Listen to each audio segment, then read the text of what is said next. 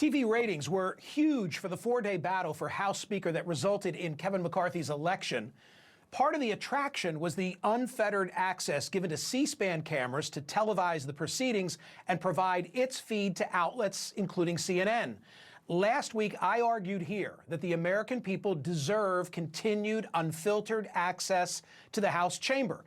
But as soon as Kevin McCarthy actually took the gavel, back went the camera to its standard fixed position aimed at the lectern. Those rules are set by the party that controls the House, except for special events like the election of a House Speaker. Well, Tuesday, the co-CEO of C-SPAN sent a letter to McCarthy seeking permission to operate its own independent cameras in the chamber, citing the positive public reaction and the transparency themes in McCarthy's own rules package. Among the congressmen who have voiced their agreement, my next guest, Matt Gaetz. You'll remember during the speaker battle, the camera captured Gaetz having private conversations with a frustrated McCarthy, chatting with Democrats, including Alexandria Ocasio-Cortez. We even saw as he was almost physically attacked by fellow Congressman Mike Rogers, who later apologized.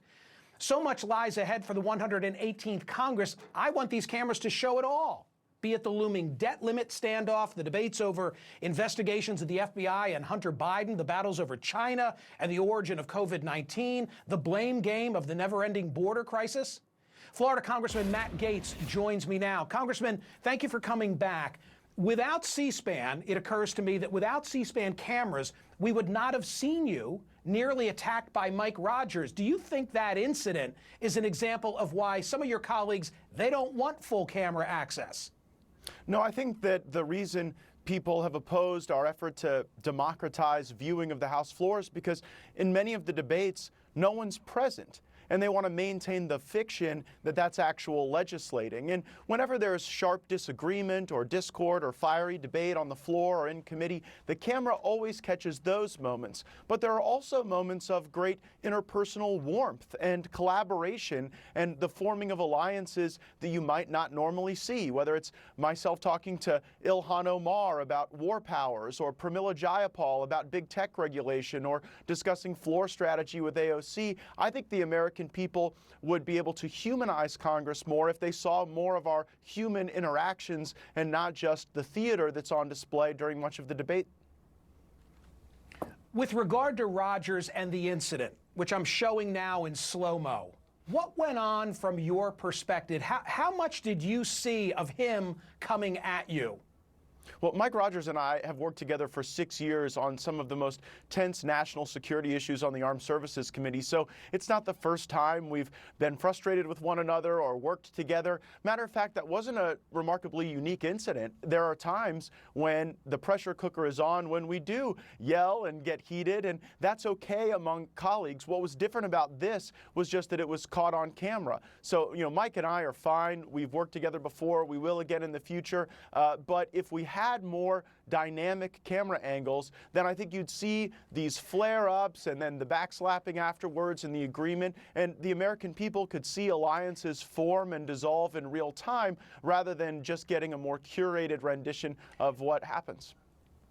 As much as I want those cameras, the camera work in that instance was a little shoddy because it followed Kevin McCarthy back into the well of the House, and we never saw you. Did you get on your feet? Did you get ready for blows? I mean, how close did it come? Oh, no, I think that it was overblown a bit. I mean, Mike was expressing his frustration with me, and I totally understand different people had different perspectives in that moment. The argument against these cameras was actually made on your network by Paul Ryan this last week when he said, well, we already have enough performance in Congress. We don't want people playing to the cameras in these moments. I think that the public value of being able to see the human interactions in frustration, in warmth, in all of those things far outweighs the risk that people will play to the cameras. I mean, we have that.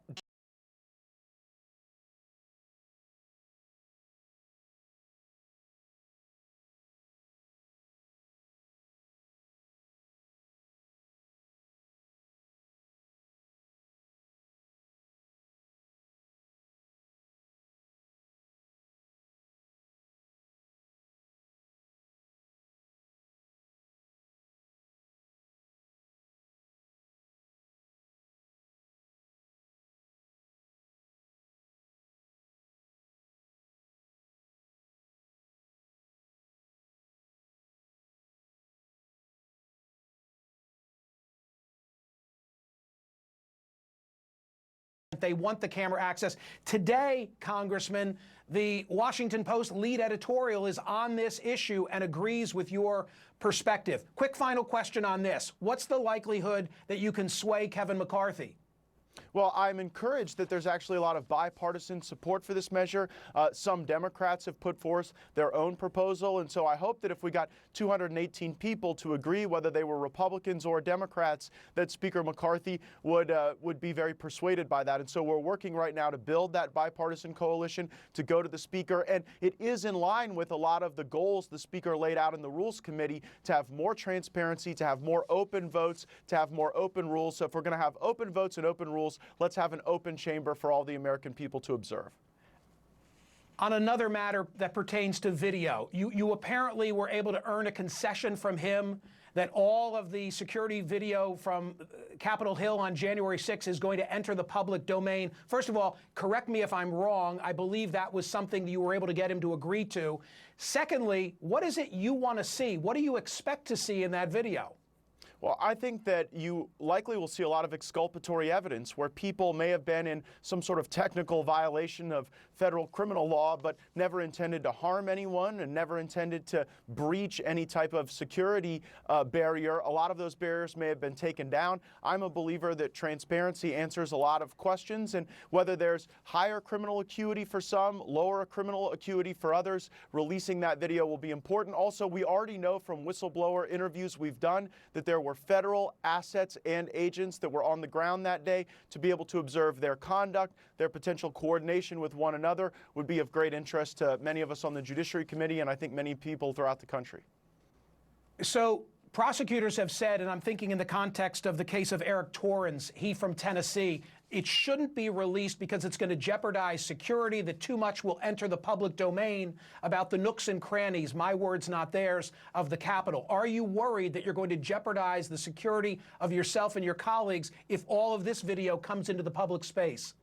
No, almost every inch of the Capitol is subject to video surveillance. If you don't believe that, go into any casino in America and you see the extent to which the zooms and pans and tilts inform on how people see these things. So if the security of members of Congress is dependent on shielding the perspectives of these cameras, then it's not a very good security regime. I think that's a red herring, and I think it's an argument made by the Department of Justice because they don't want to expose the extent to which there might have been federal assets or agents enhancing criminal acuity. We don't know that. That's why we want to see the footage, but I think we'll all be safe and sound even following the release of that information.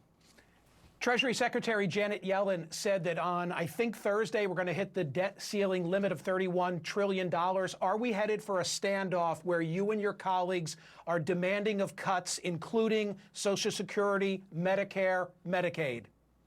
We did include in our negotiations a reversion to 2022 spending levels. That would require changes in some of the mandatory spending, which of course is driven by Medicare, Medicaid, Social Security. I think work requirements are something we could get a lot of bipartisan agreement on, particularly in states that had Medicaid expansion under Obamacare. But remember, just as I teamed up with Democrats for the floor action last week, you also may see some Republicans in the middle team up with Democrats to discharge a clean debt limit. There's something called a discharge petition where if you get 218 signatures on something, it comes right to the floor. So some of my conservative colleagues and I may be disappointed if you see moderate Republicans working with Democrats to get a clean vote on the debt limit. We would probably like to use that as an opportunity to analyze some of the mandatory spending that's given us a $32 trillion debt.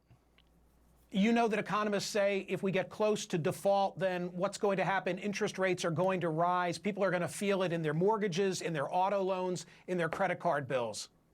Yeah, that's why we need to start now. We should not engage in brinksmanship. We're already having the discussions with Jody Arrington, the new chairman of the Budget Committee, about how to create a budget resolution to inform on policy choices. We have an obligation as the Republicans in the majority to sell to the American people work requirements or other spending reductions to get buy-in on that. I don't believe we should push this to the very end. I think we need to be laying out a plan now to get our fiscal house in order. But as you know, Michael, with interest interest rates rising, that changes the debt service obligations of the country, and it's one of the major drivers of our spending now is servicing that debt. So we have to be able to get it under control, and the math is undeniable that as more baby boomers continue to utilize more of the programs that drive mandatory spending, we are going to have that take a greater and greater share of the federal budget.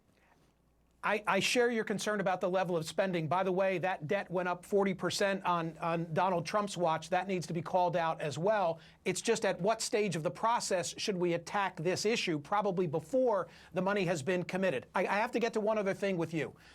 Representative Santos, you were playing the role of talk show host this week, I guess, in lieu of Bannon. You asked him about the $700,000 that he gave his campaign or donated or loaned his campaign. He didn't give you an answer. Should he be able to get away with that level of non-disclosure? What is his future? Well, George Santos represents over 700,000 people in New York, and whether people like that or not, those people deserve to have members of Congress collaborating with the person who serves them, whether that's on financial issues or on public safety issues. And so George Santos will have to go through the congressional ethics process. I don't want to prejudge that process, but I think he deserves the chance to at least make his case.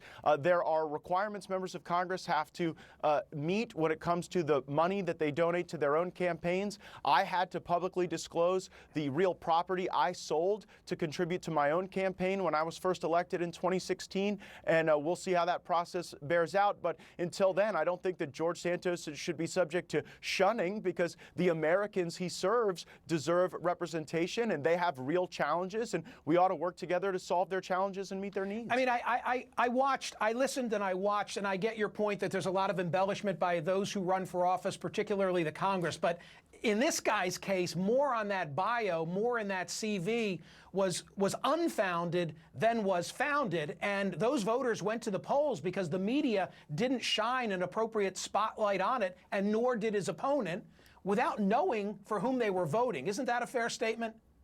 You know what's crazy to me is that that happened in New York, of all places. Like, this wasn't rural Mississippi. It was the center of the media. And I think there actually were some local outlets that reported on the concerns about Santos as a candidate. One weekly. Yeah, that was in the public sphere. It's up to the political process to resolve those things. He is a congressman. He was seated, and so I'm going to treat him as a colleague, and he's going to have to endure the process that goes through managing the conduct of members. My hunch is that if your margin in the House were not so thin that you and/or Kevin McCarthy would have a different opinion on that issue. You know I'm going to do social media. Stick around for this, because to the extent it's the why is Matt Gaetz on this program, I'll let you respond to it instead of me. Catherine, put up on the screen what do we have from the world of social media. How does it help the American people to have Congress people performing for the cameras? They're already accomplishing nothing, and this will only get worse as they mug for publicity. What do you want to say to David, who submitted that? Well, we mug for publicity plenty. Don't you think the American people ought to see when the actual sausage is being made? The conversations we have on the floor result in votes and bills and co-sponsorships, and I think that more transparency is better. Oftentimes on the floor, you're lobbying for the legislation or the appropriations that you care about, and people then will be able to lash what they observe with the legislative outcomes and then be able to make better judgments on the people who are there to represent them. Nothing wrong with that. Any more, Catherine, that I have time for, or do I have to move on? Tell me quickly. Okay. Congressman, thanks for coming back. Do appreciate it. Thank you, Michael.